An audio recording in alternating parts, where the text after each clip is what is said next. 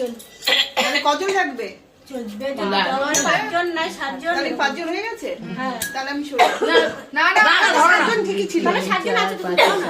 7 জন আছে, ধরো না। 7 জন আছে, অসুবিধা নেই।